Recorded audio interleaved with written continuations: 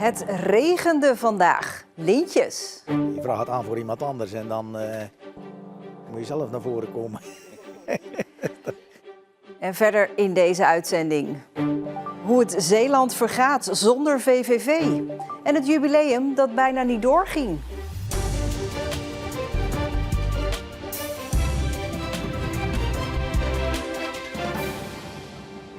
Goedenavond. Burgemeesters hadden het er maar druk mee vandaag. Vlak voor Koningsdag is de traditionele lintjesregen. 105 Zeeuwen kregen een koninklijke onderscheiding. En daar moest ook heel wat voor gelogen worden. Wat gaat er nou gebeuren? Nou, een complete verrassing. Voor de meeste mensen kwam een lintje spontaan uit de lucht vallen. De een moest verplicht thuis blijven en de ander die werd met een smoes naar een locatie gelokt. En dat is niet zonder reden, want wie een koninklijke onderscheiding krijgt, dat moet tot het laatste moment strikt geheim blijven. Je bent bezig voor de twee anderen om in het zonnetje te zetten. En best wel tijd voor nodig gehad. En dan is dit een complete verrassing. Dus zo kwam het ook over. Ik stond ook een beetje verbouwereerd, dus ja, compleet. De eerste borrel zit er al in. Ja, ja. Nou, mijn oranje bitter is nou niet echt mijn favoriete drankje, moet ik zeggen. Maar goed, dat hoort erbij. Het is toch geen lintje? Ja. Maar dat was het dus wel. Mijn vrouw zei, joh, je moet eigenlijk een beetje netter naar die verjaardag. Ik zei, dat hoeft anders nooit. Dus, ze zei, hey, doe een mooie broek aan en een jasje aan. Dus ik zei, uit de grap, ik zei, het is toch geen lintje vandaag. In de gemeente Rijmerswaal werden vandaag de meeste lintjes uitgedeeld. Daar werden 14 mensen gedecoreerd. Vind ik dit de mooiste manier om lintjes uit te reiken. Waar heel veel mensen bij elkaar zijn, waar iedereen ook van elkaar ziet wat er gebeurt. Iedereen die hier aan bijgedragen heeft, de koning, de burgemeester en vooral ook alle mensen die mij die eer gunnen. Wat deze mensen doen is toch een vorm van liefde, vind ik. Liefde voor de medemens.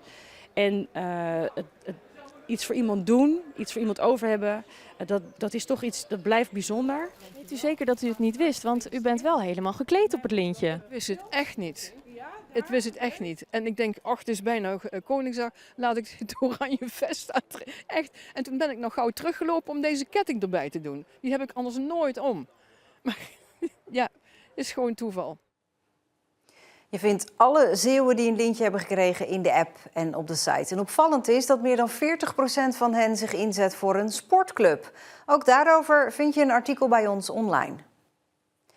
Dat de toerismecijfers dalen komt door de afwezigheid van een VVV... die de provincie ook buiten Zeeland op de kaart zet. Dat zeggen toeristische organisaties. De VVV werd 5 jaar geleden opgedoekt, maar een opvolger is er nog altijd niet. Dat duurt nog zeker 1,5 jaar. Een soort van provinciale VVV zou wel welkom zijn om Zeeland beter in de markt te zetten. Ondernemers en overheden trokken de stekker uit de VVV Zeeland vanwege financiële problemen en gebrek aan toekomstvisie bij de organisatie.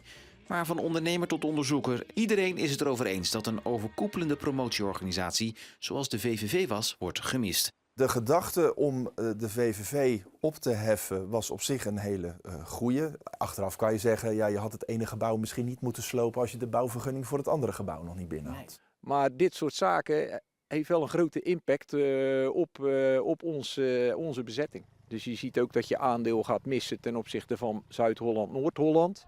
En dat gemis is terug te zien in de cijfers, zei het kenniscentrum Kusttoerisme eerder al. Vorig jaar bijvoorbeeld verwelkomde Zeeland 6% minder toeristen dan het jaar ervoor, terwijl er landelijk een groei was. Ik denk dat de sector, ondernemers, maar ook overheden zich moeten realiseren dat er werk aan de winkel is. Andere regio's hebben fors geïnvesteerd in aanbod, in positionering, vermarkting van hun regio. In Zeeland is dat misschien iets minder gebeurd de afgelopen jaren. Ondertussen zijn her en der in de provincie aparte promotieorganisaties opgericht die zich specifiek op één regio richten. Zoals bijvoorbeeld op Schouwen-Duiveland, met wel een iets ander doel dan bij de VVV. Eigenlijk laten zien wat ook de positieve effecten zijn van toerisme. En doel 2 was de spreiding van toerisme. Dus over het jaar en over het eiland. Dus ja, dat was wel een verschil met de VVV toentertijd, waar het vooral ging om het aantrekken van zoveel mogelijk toeristen. Waar het dan niet zozeer echt een issue was wanneer ze kwamen en wie er kwam en waarom die kwam. Dat iedere regio nu voor zichzelf de boer op gaat, moet volgens Van der Wel niet worden gezien als versnippering. Ja, we moeten in Zeeland echt af van het of-of. Het is en een sterk merk Zeeland en sterke voeding vanuit de regio's. En als je als elke regio ook goed georganiseerd is dat alleen maar een voordeel voor het merk Zeeland. Maar dan moet dat merk er wel zijn. En daar ontbrak het aan de afgelopen 5 jaar volgens de sector. Want, zo zeggen ze in de regio's, zonder een sterk merk zijn wij nergens. Wij hebben het merk Zeeland nodig om mensen van buiten aan te trekken. Dat kan je als Schouwen-Duiveland eigenlijk niet doen. De merknaam Zeeland is gewoon het sterkst. En nu Zeeland dus weer een eigen zelfstandige promotieorganisatie krijgt, is er werk aan de winkel. En Ruud van der Wel heeft er vertrouwen in dat het goed gaat komen. Nu merk je gewoon, de schwung is er is eigenaarschap, er is regie. We hebben ook bijvoorbeeld gevraagd, kunnen we toch iets met de negatieve prognoses als het gaat om het aantal overnachtingen voor Zeeland. En daar ligt nu al een campagne voor. Dus daarover zijn we echt wel heel erg te spreken. Het is de bedoeling dat behalve bedrijven ook Zeeuwse gemeenten zich aansluiten bij de nieuwe merkorganisatie. Alleen de gemeente Veren heeft hier nog geen besluit over genomen. Het gebouw waar de Isaac Beekman Academie in zat, in Capelle, is verkocht. Sinds de sluiting van de middelbare school in augustus 2024 staat het pand naast het treinstation leeg. Het wordt gesloopt en op die plek komen appartementen. De werkzaamheden starten naar verwachting in 2028. Er zijn 12.500 treinkaartjes met korting verkocht in de periode dat de Vlakentunnel was afgesloten. Fors meer dan normaal. Het was een proef om mensen een alternatief te bieden tijdens de werkzaamheden. En dat lijkt dus te werken, concluderen Rijkswaterstaat en de NS. Voor herhaling vatbaar, laten ze weten. Kunstenaars Jaap en Marcello uit Zierikzee maken handgeschilderd vogelbehang. Voor het Stadhuismuseum maakten ze nu een werk dat geïnspireerd is op hun eigen stad. Wij lopen heel vaak hier, gewoon een wandeling. En hierachter, je hebt dus het Planto de Loer, dus het is echt een natuurgebied, een stuk. En dat is dus wat hierachter is. Elke seizoen zagen we dus steeds nieuwe vogels en nieuwe landschap. Dus we hebben geprobeerd om alle vogels die wij hebben gezien en die planten en die bloemen die we gezien hebben, hebben we dus eigenlijk geschilderd. Een soort van ode aan Zierikzee zou je kunnen zeggen. Met hun behang reizen ze door het hele land. Maar dit is de eerste keer dat ze iets speciaal maken voor en over Zierikzee. Ja, dat vonden we heel bijzonder. De initiële vraag was ook van, willen jullie ambacht laten zien? Want dat is best bijzonder. Ze zegt van, ja, maar dan willen we wel kijken, wat is de Zeelse connectie? Want om alleen maar over ons, dat wordt een beetje saai, denk ik. En we vonden het juist leuk om te kijken, wat is hier?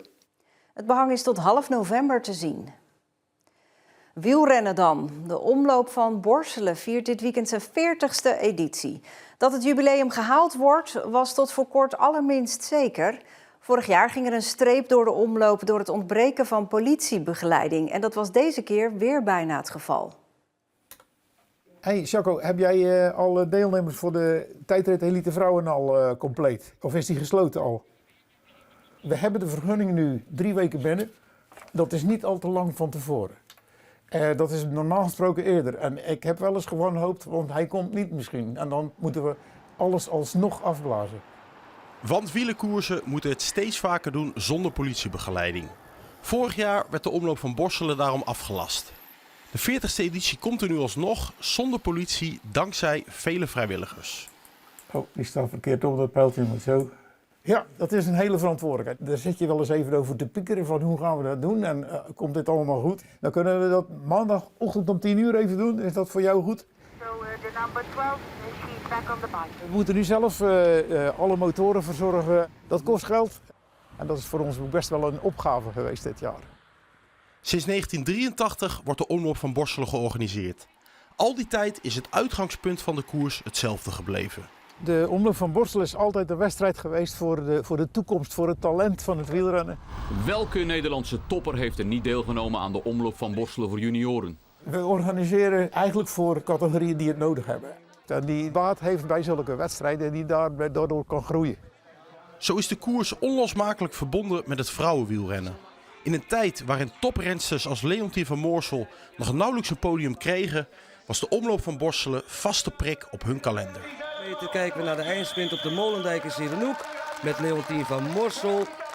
De laatste jaren staan er minder grote namen aan de start. Dat komt doordat vrouwen tegenwoordig ook meedoen in de grote wedstrijden. Daar hebben wij ons steentje aan bijgedragen, denk ik. Omdat de elitevrouwen destijds ook eigenlijk een beetje ondergeschoven kindje waren. Vroeger kwam iedereen hier naartoe omdat er geen andere wedstrijd was. Maar nu hebben alle World Tour wedstrijden ook een dameseditie. De omloop van Borselen is dus niet meer een wedstrijd waar de absolute top samenkomt. Wel is 's Heerenhoek nog steeds dé plek voor de volgende generatie, met onder meer een 3-daagse voor junior vrouwen.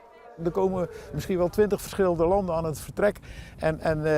Die zijn hier allemaal in 's Heerenhoek dan. Dat is prachtig om te zien, maar ook gewoon goed voor de wielersport. Want ze moeten nog een heleboel leren, die junior vrouwen. Ze zijn het niet gewend om in zo'n groot peloton te rijden. Maar hier kunnen ze dat leren en hier kunnen we ze daarop op trainen. Gaan we zo doen, Choco. Ik zie je in ieder geval maandag weer. Oké, bedankt. Hoi. Voor dit jubileum is het dus gelukt, maar of de omloop van Borselen ook het volgende jubileum haalt, blijft vanwege die hoge kosten dus wel de vraag.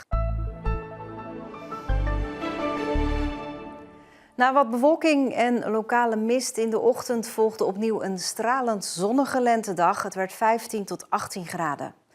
En na een koude nacht is er morgen opnieuw weer veel zon, al kan het in de ochtend een poosje grijs en mistig zijn. Nieuwsgierig naar de andere dagen, waaronder Koningsdag, dat hoor je straks van Stefan. Dit was Zeeland Nu. Morgen ben ik er weer, dan om 6 uur in plaats van 5. Een fijne avond en ook alvast een heel goed weekend.